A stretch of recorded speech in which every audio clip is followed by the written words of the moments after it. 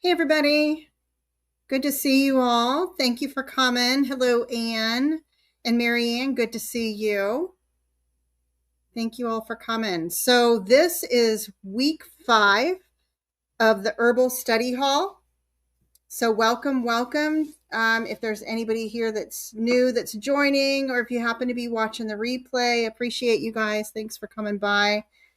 I'm going to take a brief moment to introduce myself while we wait for some folks to join us. And I'm so sorry to hear that. Darn it. Yeah, sorry to hear that, friend. My father-in-law passed with that same thing, so I know what that's all about. Not fun stuff. All right, so my name is Tammy, and you are on Mountain Grandma's channel. I'm Tammy, I'm Mountain Grandma, so nice to meet you guys if you don't know me already. And this Herbal Study Hall is all about us coming together to learn herbs and herbal concepts and just kind of work together in upping our knowledge of herbal medicine in general. So what you can expect is each week we're going to have a herbal concept that's shared, as well as an herbal recipe and herbal assignments, and occasionally I'll be doing giveaways. How you can participate is by joining in the chat. If you're not watching on TV or something like that, you can also leave a comment and give us the thumbs up. And also there is membership opportunities on the channel, which, by the way, anybody who is a current member, keep an ear out, because on Monday, I'm going to be doing a giveaway for the members on the channel. So just kind of a reminder about that. If you're not yet a member, sign up before Monday, and then you'll be in the drawing for the giveaway. Hey, Tamara, good to see you. Good to see you, Nancy. Everybody's giving you virtual hugs, Anne. All right, so today what I had planned was that we would just kind of go through the last 4 lessons and kind of chat about some things that we chatted about before, and maybe pull it all together and talk about the direction that we're gonna go in next. And then I also wanted to see how everybody's doing with the content that's being shared, and if you all had any requests or anything like that. Before I dive into any herbal chit chat, I need to make sure that I take care of our disclaimer. Here it is. So here's our disclaimer that I share at the beginning of every one of these. This live is for educational purposes only. I'm not a medical professional, and nothing shared here is meant to diagnose, treat, or replace medical advice from a qualified healthcare provider. Herbalism can be supportive to all of our bodies, but everybody's body is unique, and so is our clinical indications and health history. So make sure you speak with your doctor or another licensed professional before trying any new herbs, especially if you're pregnant, nursing, taking medications, or managing a chronic medical condition or an acute medical condition. So this space is all about learning, exploring traditions, and understanding plants, not about necessarily giving personal medical advice. So that's my disclaimer. Hey, Troy, thanks for coming. All right, so we can go back to the beginning, lesson 1. I'm going to kind of chat through lessons 1 through 4, and just see if anybody has any questions. Maybe go a little bit deeper into some of this than what I did the first time around. But before I do, anybody sharing tea with me this evening? The tea that I'm drinking is a blend that I made. I'll put it up here. Oh, if this light will let me. Hold on. It does not like white paper. There we go. Here it is. Plantain, skullcap, holy basil, chamomile, hawthorn, motherwort, rose powder, oat straw, and ginger. It's a very relaxing blend, and it also is great for your heart. I love it. It's a good one. And I add some of the ginger infused honey to sweeten it, and it's just a wonderful tea. Um, Anybody else drinking any tea this evening? Hey, Jennifer, thanks for coming. I do want to also chat about the day of the week that I do these lives, because I think I might be shifting this over to Tuesday evening. I do a Tuesday afternoon. Oops, I got my little 7F goal setting live, and let me remove that banner for y'all. I do that every Tuesday and in the afternoon. And I think what I might do is shift this over to Tuesday PM. There's just a lot of lives going on Thursday nights. And it feels like maybe there's the whole homestead hangout thing that goes on Thursday nights. And I feel like this live kind of plopped in the middle of that one. Maybe it'd be better like earlier in the week, for an herbal study hall. So keep an eye out, because I'm likely to be scheduling this for a Tuesday rather than a Thursday, and maybe trying that out for a bit and seeing how that works for everyone. Hey, Heather, thanks for coming. Jennifer said Tuesday is better, not competing with Homestead Hangout and My Wild. Yeah, there's so many people, and it's towards the end of the week, and I feel like, there's a lot of content in this. I almost want to call it a class, and I refer to every week now as lessons, because you guys, I'm like doing my homework over here. I'm preparing information for you. I type it out so it's all organized. And one of my thoughts is that I can, at some point in the future, share my notes, with my members and things like that. And I want them to be really nice and orderly and, book ready, I guess. So I put a lot of time and work into it, and it's a very meaty live. It's not necessarily like I'm having fun. I'm having a blast over here, just so you guys, because this is my jam. I love this. But it's put your thinking cap on, and let's think about what we're talking about and what we're doing too. And Thursday night, I think some people are just ready to relax and chill and, get started on the weekend, which is what the Homestead Hangout, that's what they're all about. It's just like, one fun live to the next. And this is more serious, I guess. So I'm thinking Tuesdays, like beginning of the week. Yeah, and there's nothing else going on there. I think of it like a class, and it feels like beginning of the week might be, when everybody is more in class mode, I guess. So keep your eye out for that, but I am going to shift it and then see how it goes on Tuesday evenings.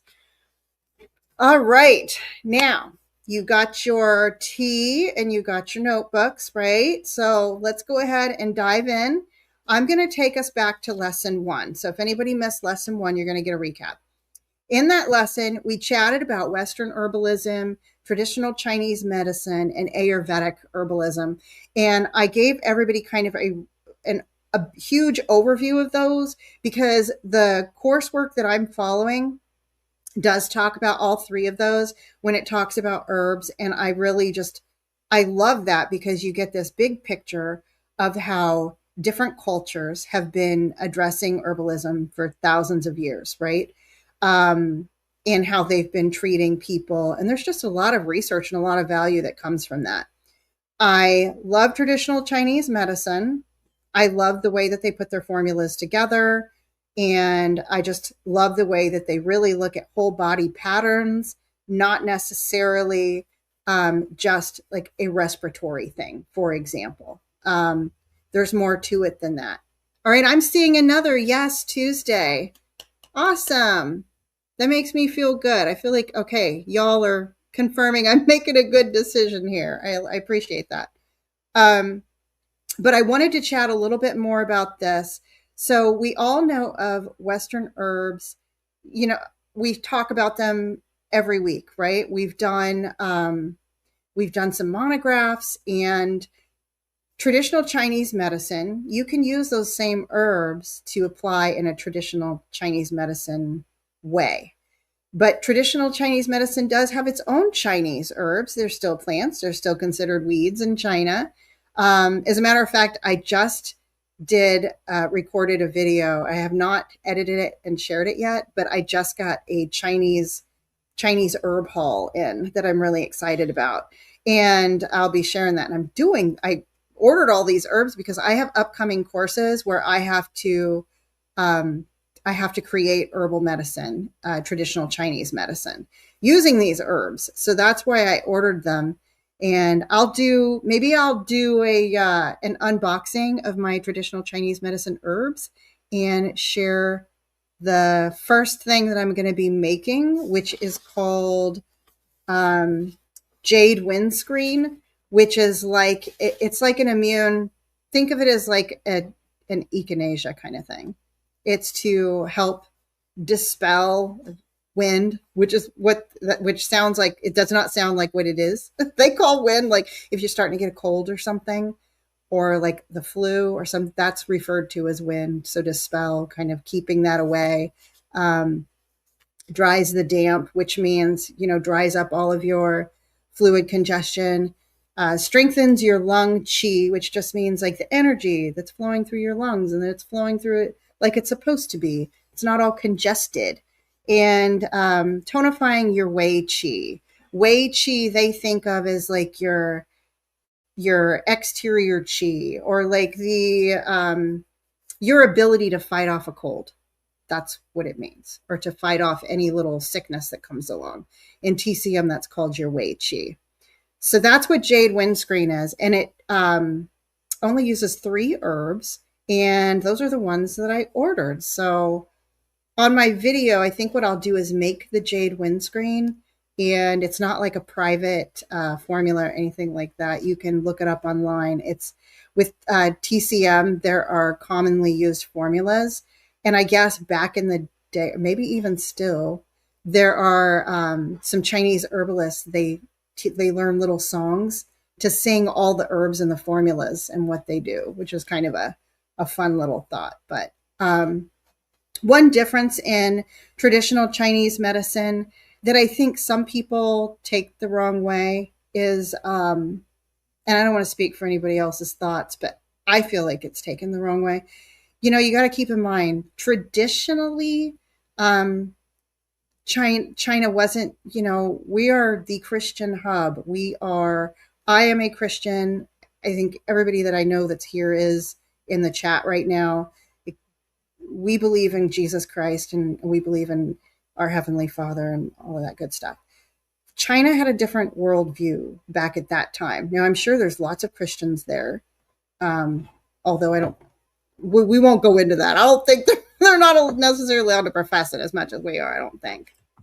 But not to go that route. My whole point in saying this is the approach in TCM, what it generated from was a little different.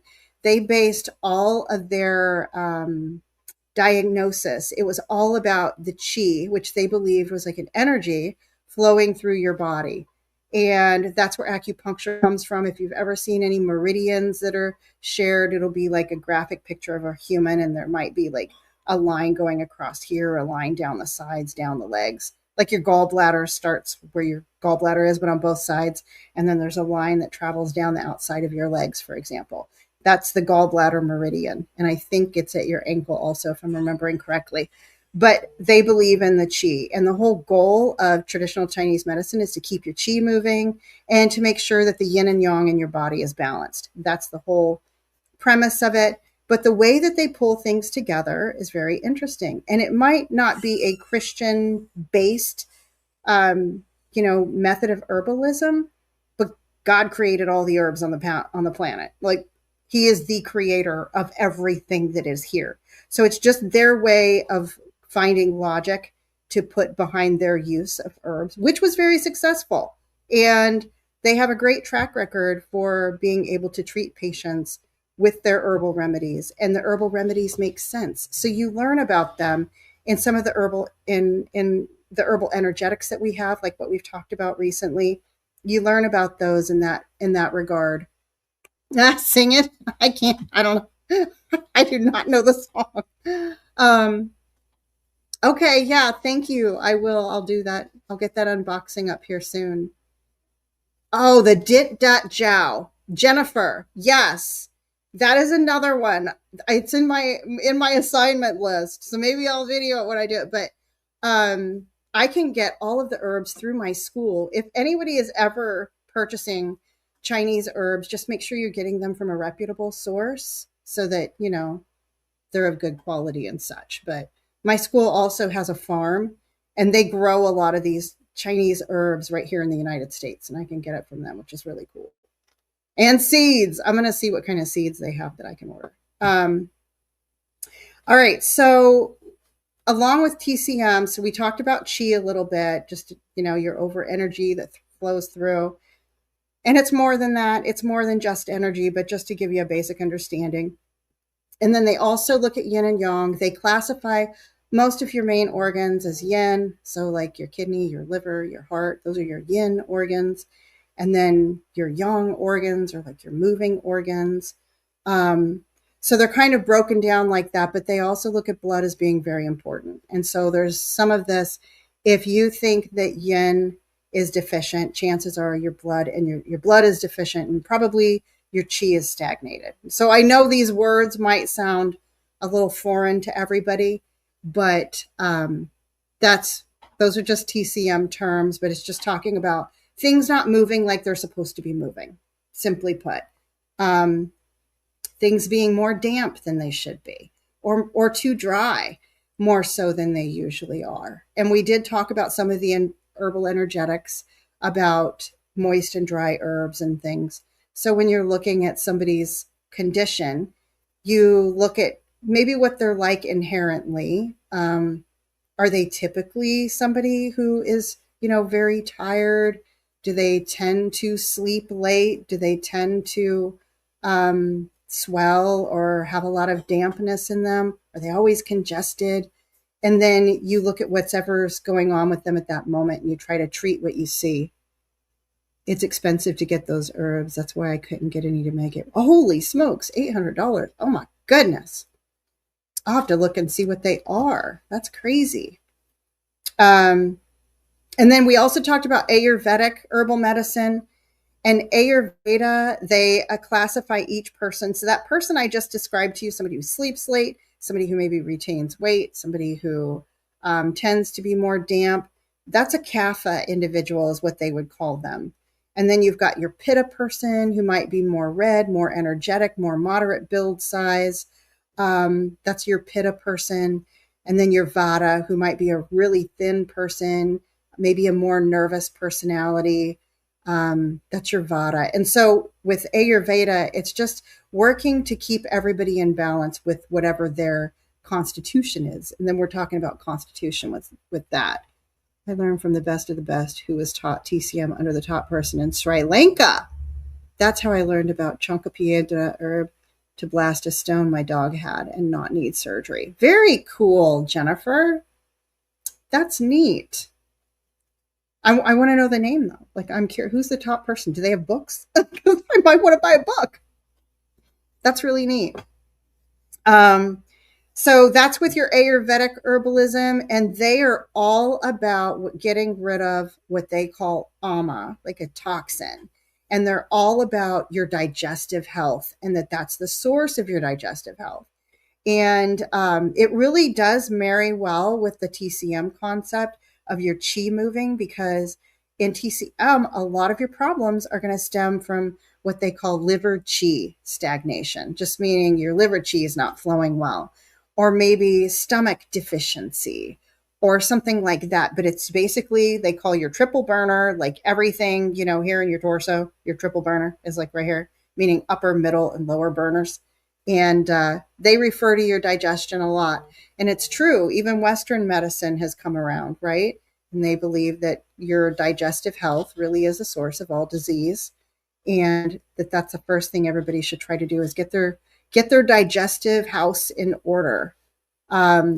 So I hope that kind of pulls it all together a little bit. I hope I didn't confuse anybody as I'm going a little further in depth on some of these and just kind of going back to the beginning and bringing us forward. Can you guys give me a one if if you're following me. Yep, gut health. Gut health, which is huge. And I'm still reading this book, but I think I shared this last time. Really liking this Herbal Gut Health book. It's a fun one. Yep. I actually I used a different one when I had an issue with gallstones, and it was awesome. It was made by Michael and Leslie Tierra. Some of the people that I have followed and learned underneath is Michael and Leslie Tierra. They're some of my favorite people. And it's in, they have Planetary Herbals. You can look them up because they have those and you can just buy their formula for it. So we also talked about top 10 common herbs for Western herbalism. And we talked about the top 10 for TCM. So the Wong Chi, which is the Astragalus, that's one of the ingredients in the jade screen.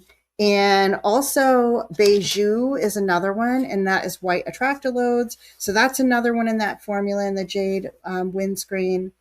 And Dongui, Gongkao, which is Gongkao's licorice root. But we talked about all of these. That's in the lesson 1.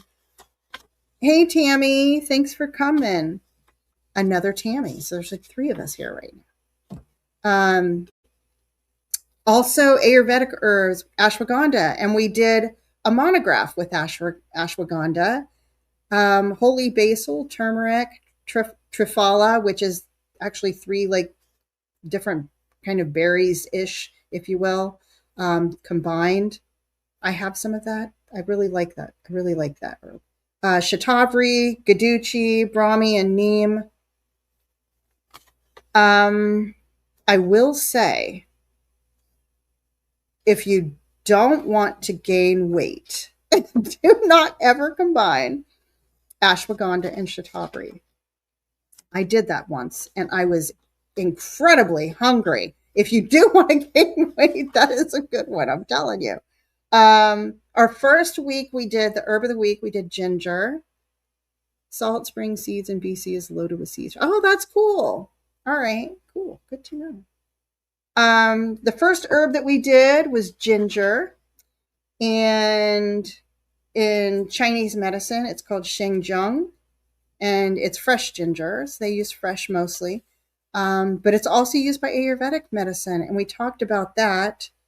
And it's really great for increasing the digestive fire, and that's what Ayurveda calls just your digestive fire. They call that your agni. So increasing your agni and helping to reduce ama, which again is toxins. So ginger is just huge. And I love food as medicine. I think that when we can incorporate herbs that are actually food, I think that is our best, safest way to go. And it really doesn't matter who you are or what kind of problem you're having. Work on your digestion first. Work on your digestion first. First, see if you can categorize what your digestion is. What is the problem that you're having? Is it what you're eating? Are you having a problem with maybe generating enough stomach acid? So you're getting GERD, but it's actually because your body's trying to overcompensate because you don't have enough stomach acid in the first place, for example. Are you dealing with IBS-D, IBS-C? I mean, there's different things that you can focus on to try to improve your digestive health. And that's one of the first things you want to do, because no matter what you eat or what herbs you take, if they're not properly absorbed, you're not going to be getting the true benefit from them. Anne says, I planted ginger for the first time today. That's awesome. Yep, herbs and weeds, they are weeds. All of them. Well, not necessarily all of them, but most of them. Anybody have any questions? I'm almost through our recap of lesson 1, and I'm going to kind of jump over to lesson 2. I'm not going to get into too much of anything, but I was thinking I could go through them, because every time we have one of these classes after the fact, I think, I meant to say this. So now's my chance. Question for you guys. Has anybody created a monograph? Has anybody started creating their monographs for the herbs that they are most familiar with? Is there anybody here that it's in their list of goals to try to get their registered herbalist designation from the American Herbalist Guild?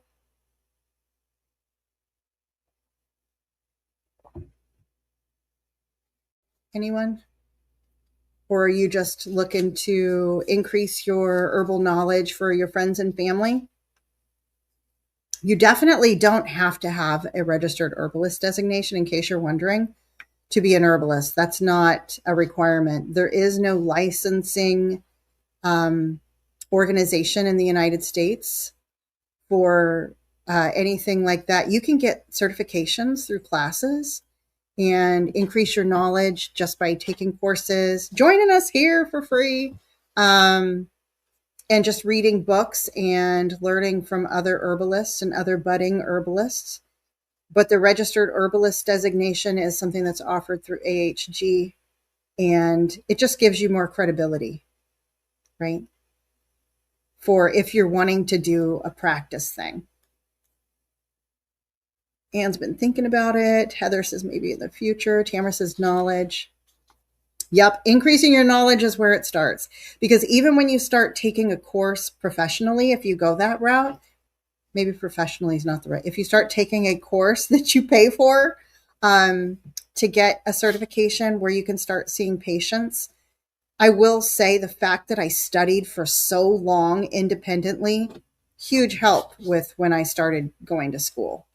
And then it's really the formality, and you're kind of filling in the gaps too, because you got gaps in your knowledge, right? And learning for family, that's so important. It is. I think our family needs us, and healthcare is expensive, and that's another topic we won't go into today. All right, so the next thing I want to chat about, and this was our second week's live, was about herbal monographs and why those are important.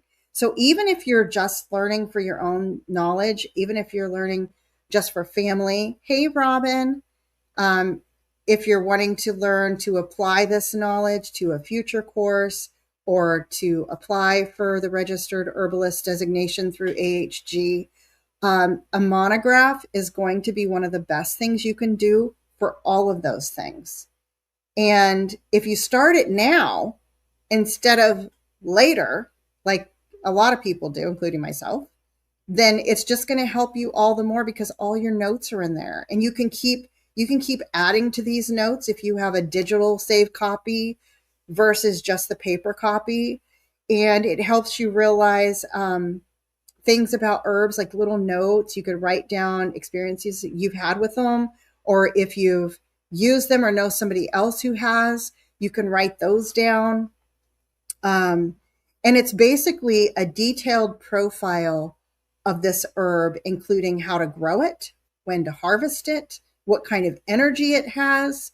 They're going to help you remember things about those herbs, and it'll help you deepen your relationship with the herb. Like just reading about it is one thing, but when you actually start making medicine with an herb, you really start to develop a relationship with that herb and get to know it better. And if you can grow it, that is all the better, right? Because then when you're growing it, that just opens up a whole new learning opportunity. Even if you grow some that you suspect might be growing near you, it's going to help for you to be a better forager, because you never know a plant as much as you do when you actually grow the plant.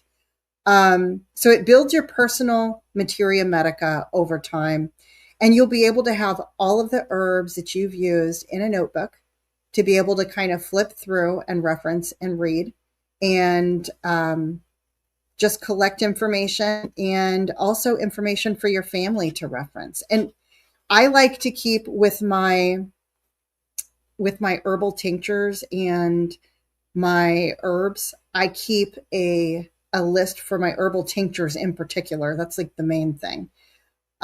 Usually my teas have a name that goes along with them that kind of guides people on what they're for.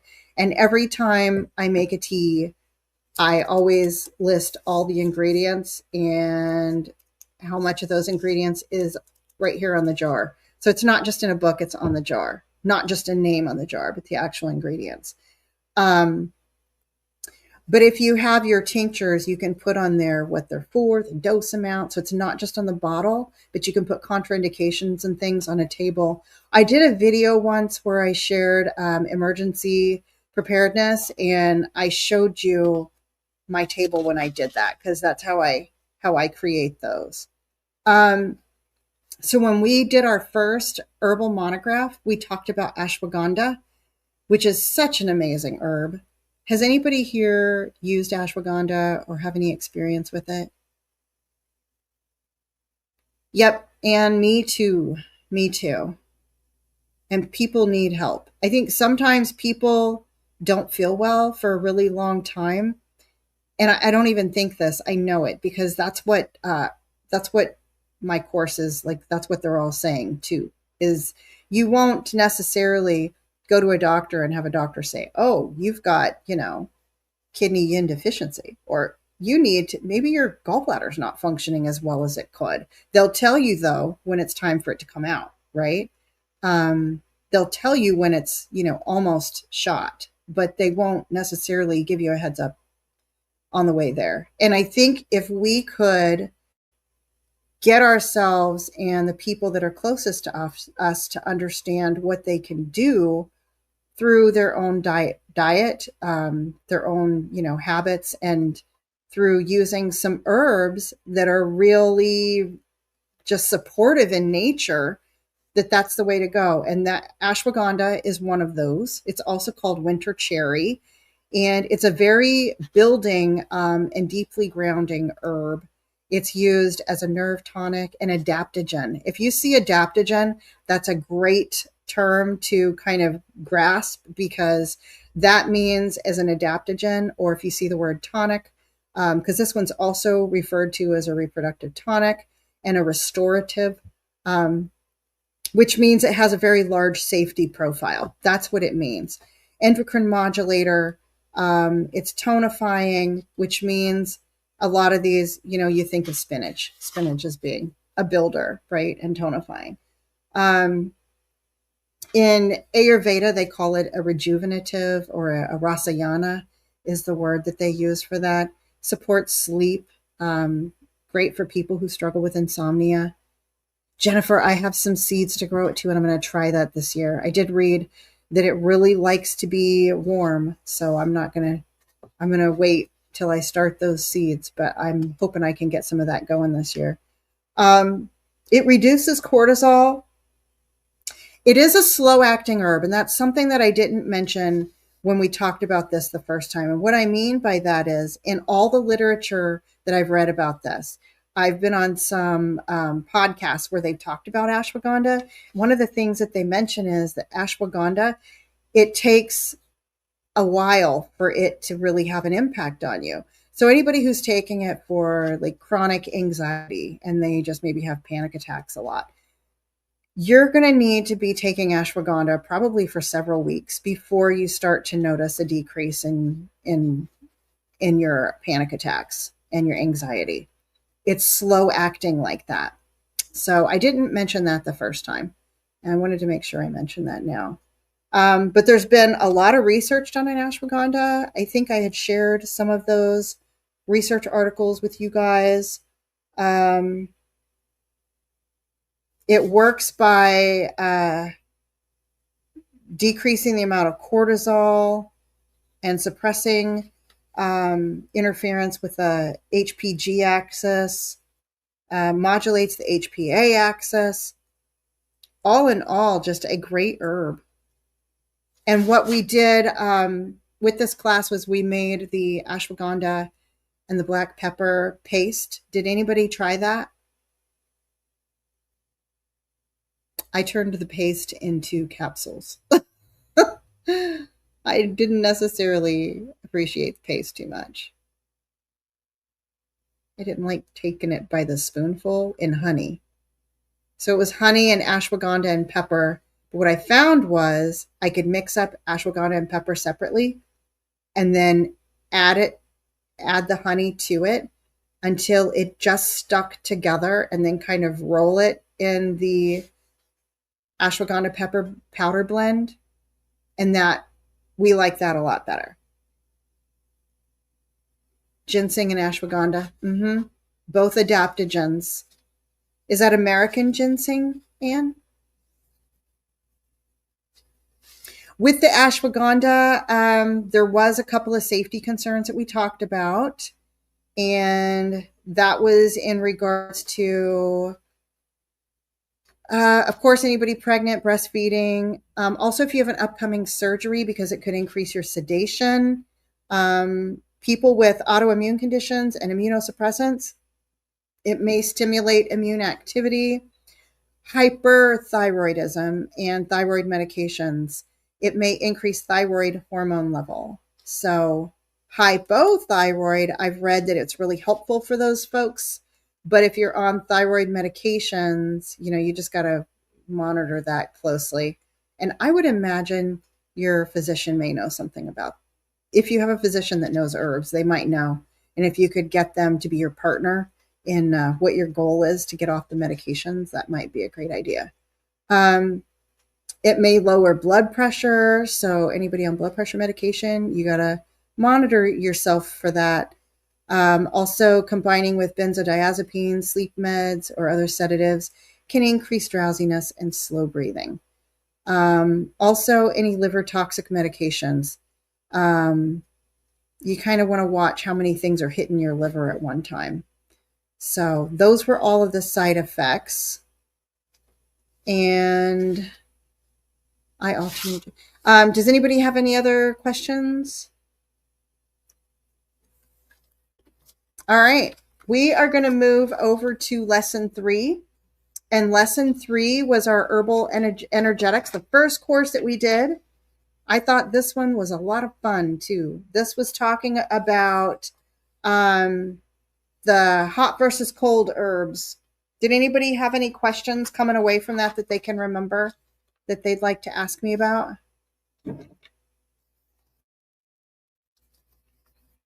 I know a lot of you were here, and thank you guys for coming in so regularly. It's awesome. All right, so we talked about herbal energetics, and it's not just hot and cold herbs. Herbal energetics also includes moist or dry herbs. And if you're thinking about indications of people's health, you're looking at like dampness or dryness in the body. Also, relaxing or tonifying means like building. Anything that has a protein in it is kind of a building food. And likewise, we have building herbs or relaxing herbs. And then we've got dispersing and grounding and subtle or strong. And think about your peppers. We've talked so far about hot and cold, damp and dry. I might do a class on relaxing versus toning. Does that sound like something you guys would be interested in? Relaxing versus toning. Another thing I was thinking about getting into is like the taste of herbs and how those can indicate what an herb does by its taste. Anybody have any preferences or thoughts on those two? Let me know in the chat. Thank you, Penny. So we talked about a whole list of warming herbs and a whole list of cooling herbs and how those might impact the body differently. And we also talked about indications and signs of cold and signs of heat. The relaxing, okay. Relaxing versus building. I'll do that next. That's going to fit right in line with the herbal energetics that we've been going through so far. So we can hit that one up before I go into taste of herbs. And signs of cold, pale complexion, feeling chilly or cold, slow digestion and bloating, hindered metabolic activity. You know, you would be that person who just can't lose weight. Like you have to like really jump through all kinds of hoops to lose a pound. Chances are maybe you fall into the cold category, and that's just part of your natural constitution. Fatigue, lethargy, a measurable decrease in body temperature, preference for warmth, cold hands and feet, clear, copious urine, desire for hot drinks and foods. Siberian ginseng. Okay, cool, Anne. And also your tongue is probably going to be very white with a pale or purplish body, or very pale or maybe even purplish with a white coat. That's what I meant to say. You might also have a slow pulse. Those are all signs of cold, and we talked about this as it would relate to somebody who might have like a respiratory congestive problem.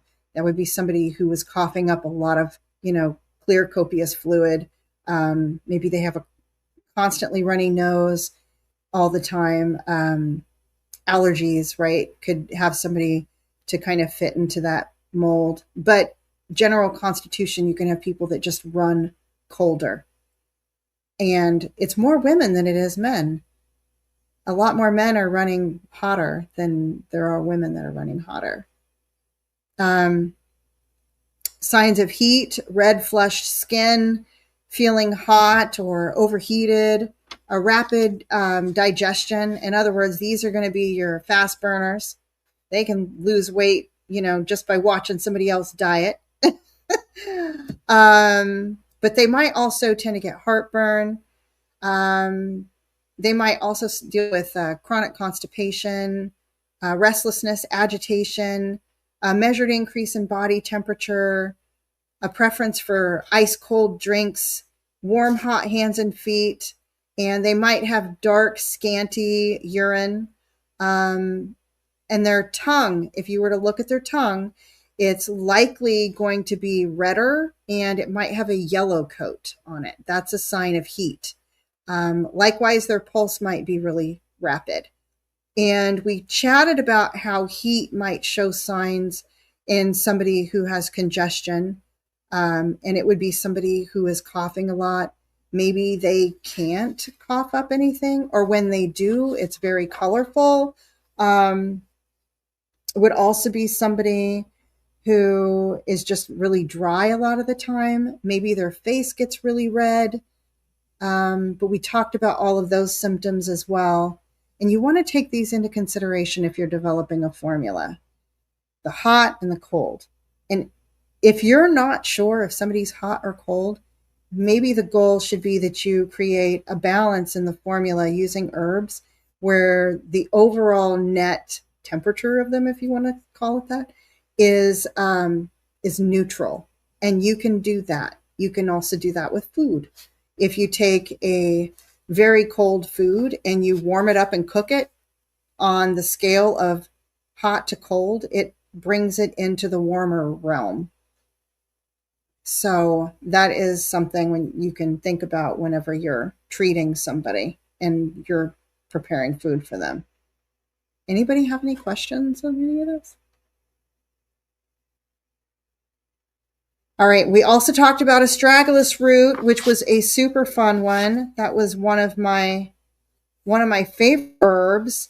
It's a great tonic herb and great for, preventing sickness. But I think we mentioned on there, you just want to make sure that you do not take Astragalus if you're already sick, because it can extend the period of time that you're sick for. I actually did that. That's how I know. And when you are learning and you're taking things and you're just treating yourself, you're going to learn little things like this, but it sure helps things to stick with you. That's one good thing with it. All right. Moving on to the 4th week, lesson 4, we talked about herbal energetics. We talked about moist herbs versus dry herbs. And we went through our list of moist herbs. You can think like anything mucilaginous, like aloe vera, marshmallow root. We did a monograph on marshmallow root. Super fun. I'm going to be making all kinds of stuff with that. Chia seed, flax seed, your burdock root, goji berry was in that moistening herbs. licorice root. And I have not done a monograph on licorice. That's one that I need to do. Prickly pear, mullein leaf, oat straw, Romania, which is a TCM herb. All of these are your moistening herbs, and there was more. Think your slippery elm bark, your sea mosses, all of those moistening herbs. Oh, marshmallow grows everywhere there, Jennifer. Oh my goodness, what a blessing that is. You could do all kinds of stuff with it. I'll bet you know a lot of the stuff already too. And I think you were here last week. We talked about that last week. That was fun. And then our drying herbs, we talked about ginger and golden seal, horsetail, juniper, lavender is a drying herb, lemon balm, mugwort, oregano. There's just so many of them. Has anybody used any of the herbs that we've been chatting about tonight that you might like to see me do a monograph on? I keep forgetting to ask that at the end of these classes. And I want to get some feedback from you guys on what you'd like to see next. I think it makes it fun. I didn't cut my grass at the other house. It was 75% herbs growing. Awesome. That's like the perfect yard. So far, we've done ginger, ashwagandha, marshmallow, and astragalus. All roots. I mean, marshmallow, you can use leaves and flowers too, but I thought it was kind of interesting that it was just all roots. Yes, goldenrod. Does anybody have any requests for future monographs that we should do? I know I had somebody leave a comment and they suggested lemon balm. I did a video on lemon balm though, where I made all kinds of stuff with it. I could still do a monograph on it though, but any other requests?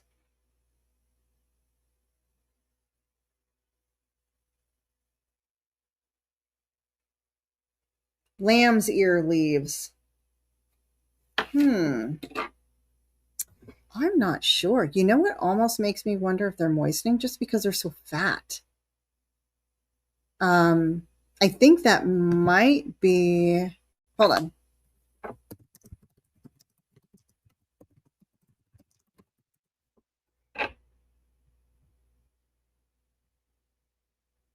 It is drying. Yeah, it is drying. All natural too, and mushrooms all over my woods were the bear. Of course, right? That's awesome. Yeah. Lamb's ear would be a fun one to do. If we're doing building versus relaxing next week, I'll probably try to pick an herb that falls into one of those categories. So we'll see. And I'll keep you guys posted on what day it's going to be. I'm going to do a licorice. I need to do licorice because I'm wanting to get my full list together. Because I am going to be applying for the registered herbalist. Holy basil. Okay. I like that one too. Used to dry a bloody wound for healing purposes. That is why. Oh, she used it to do that. Okay. Chonka piedra. I know there's another name for that, but being in Arizona, because that's used a lot in Mexico. And I had friends that were from Mexico. So that's Chonka piedra. Was the only way that I ever heard it called, but I know it's something else. Any anti-aging herb is what you're saying, Heather? Okay. This gives me a lot of good ideas. I love all of the adaptogens too. I think the adaptogens are a lot of fun. And I like that they are great to just include in teas to drink on a regular basis. Speaking of tea, is there any types of herbal medicine you guys would like me to chat about in the future?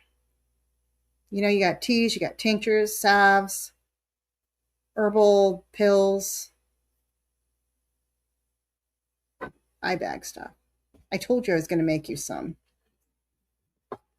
I'll make you some this week, Heather. Just text me about it and don't let me forget and keep bugging me. That's what'll work. Squeaky wheel gets the grease. But you know what? I need it too. So I am going to be doing it soon. Yeah. I mean, I can tell you what I put in mine, but I need to actually do it. What kinds of stuff? I just don't remember. Maybe teach people wormwood and black walnut. Those are good ones. Wormwood are like mugworts in that Artemisia family. Oh yeah, mugwort would be a fun one. I actually grew some of that last year and harvested some of it. And what else did you say? Black walnut. Yeah, I only use black walnut topically. That's my limited use for that. And mugwort, I feel like that'd be a fun one to do because I'm growing it and I could use it a lot more than what I've used it for. Light and dark, chamomile, essential oil, tamara, and Artemisia herba alba. Okay.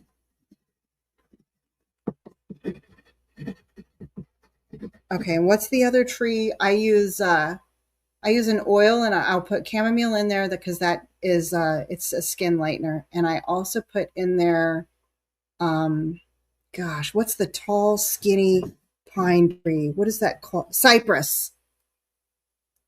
That's what I put in there, cypress. Cypress essential oil and a chamomile oil blend in a roller ball. I'll make you one though, Heather. A parasite cleanse.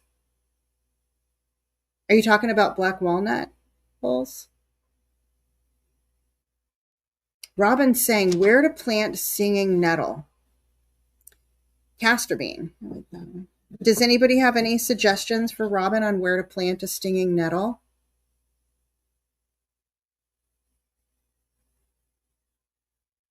And I'm going to be growing more herbs this year. I'm super excited about that. I know several people that are in here that are also growing more herbs this year. So it would be fun to hear about that. All right, guys, we are about at an hour. And unless anyone has any questions, I think I might go ahead and close our live for tonight and be watching because the next live is going to be on a Tuesday.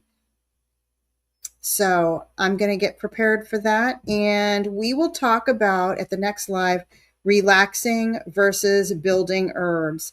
I thought it would be a good chance today just to come together for me to let you know my plan about changing it. And honestly, I had to get some homework done. so I took it easy on myself this week because I've been working on homework and taking care of some things for my herb course. Oh yeah, not even topically, Heather. See, it's good you told me. Um, can you use it topically, or will you like have a rash or something? Several things can be used. Yeah. Oh, so you're just saying talk about a parasite cleanse overall. I gotcha. And what herbs are anti-parasitic? Okay, I follow. No, you cannot use it. See, it's good you told me. Oh my gosh. All right, I'll have to find something else for you then. Something not chamomile. The cypress wouldn't, but the other one, yeah. Cypress and something else then. All right, guys. I hope you all have a great rest of your night. Thank you for coming here tonight, and I look forward to liver health. Got it. Got it, Robin. And I'll see y'all next week, probably earlier than Thursday. Y'all have a good one. Thanks, everybody. Bye, guys.